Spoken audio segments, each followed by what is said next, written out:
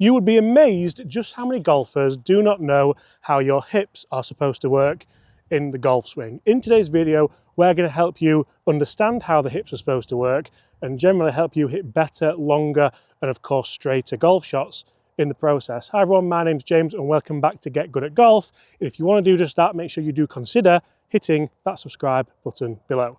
Now, when we play in pro-ams and when we give lessons around the world, we often see people who don't really understand how the hips are supposed to work. So we'll talk about hips on the backswing, and we'll of course talk about how the hips are supposed to work on your downswing through impact and even after the golf shot, because it's a very interesting way of very quickly picking up some club head speed, which can obviously result in ball speed and result in more distance, which we all want, of course. No golfer ever in a lesson has ever told me, James, I want to hit the ball less distance, because that just isn't a thing. So initially, let's talk about how the hips are supposed to work in the takeaway. You see, one big problem that we see so often with golfers is when you want to take the club away, the hips move laterally, so they move this way. You'll see there, that sways your body over to the right-hand side for a right-handed golfer, and from here, it's very difficult to load up and then, of course, get back down to the golf ball. So typical shots that we'll see like this are essentially shots like that one. Oh no, I've caught that heavy, I've duffed it.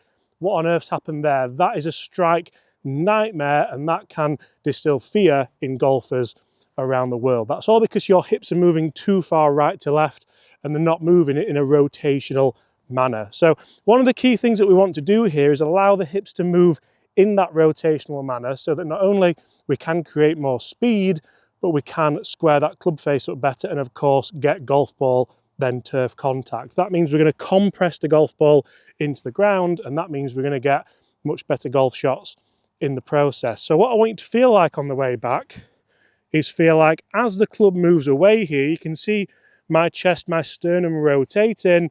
The hips want to stay pretty static at this point. We want to make sure we're separating the upper and the lower body. So from here, as that club gets parallel, you can see, just like in similar videos that we've discussed, the right arm starts to fall, the left arm stays pretty passive, and from there, as you set the club on the way back, so the butt of the club's staring down at the golf ball, that's when your hips want to move.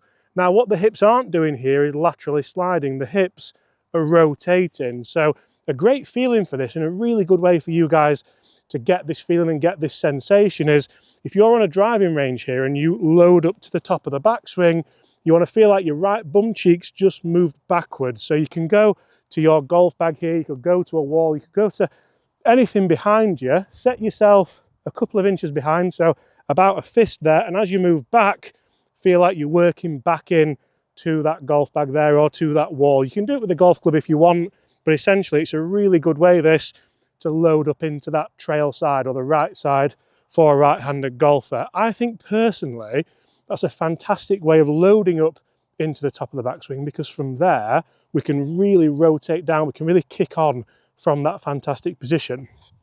Let me give you a little bit of a kind of metaphor. So if you imagine I have a stone on a piece of string. If I move that stone laterally from right to left, that stone, I can see Bobby concentrating here thinking, stone, what? If I move that stone from right to left, I can get some motion, I can get some movement, and I can get some speed. I can't really time it at all because the stone isn't under control.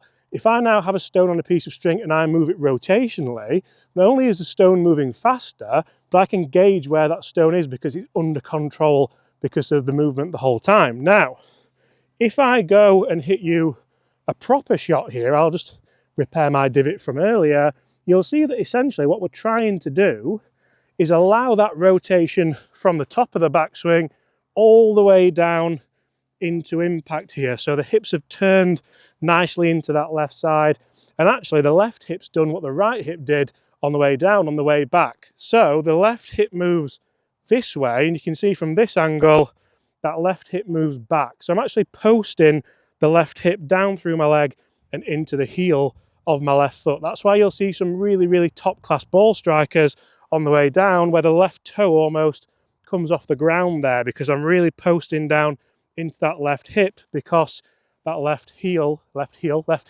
because the left hip has rotated round. So I'm posting into that heel.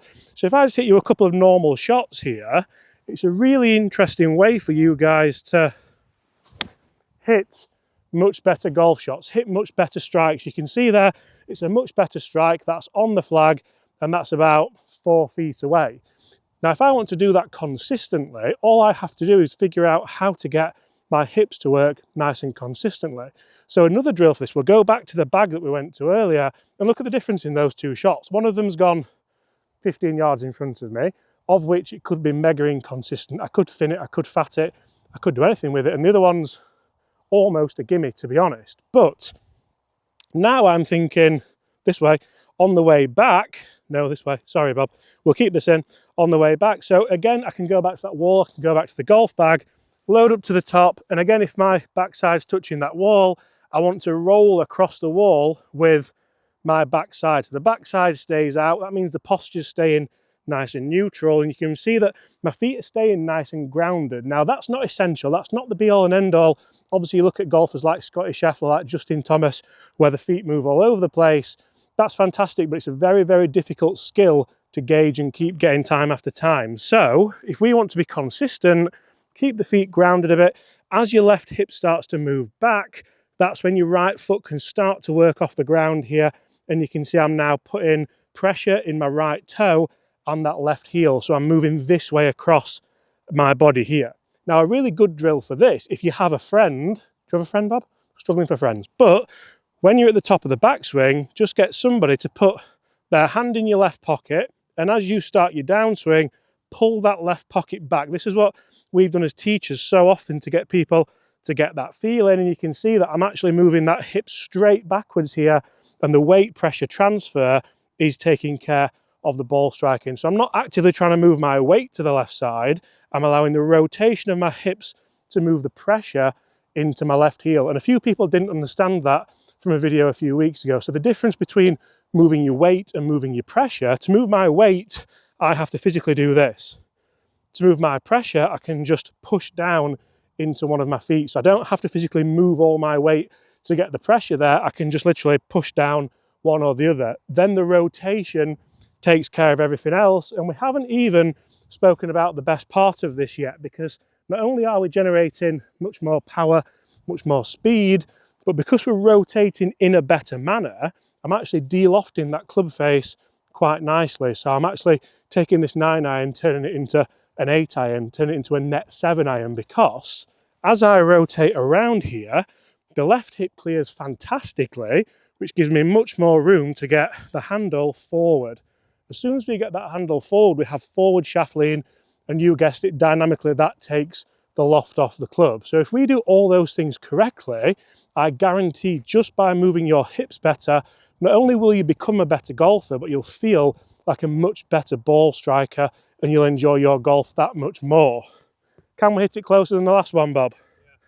Let's get those hips firing nicely, and we can really become that nice consistent ball striker that you always wanted to be. 15 feet, but we'll take it. Guys, if you want to get good at golf, make sure you do consider hitting that subscribe button below. Lots of fantastic videos coming to help you do just that. And apart from that, we'll see you all a little bit later on in the week.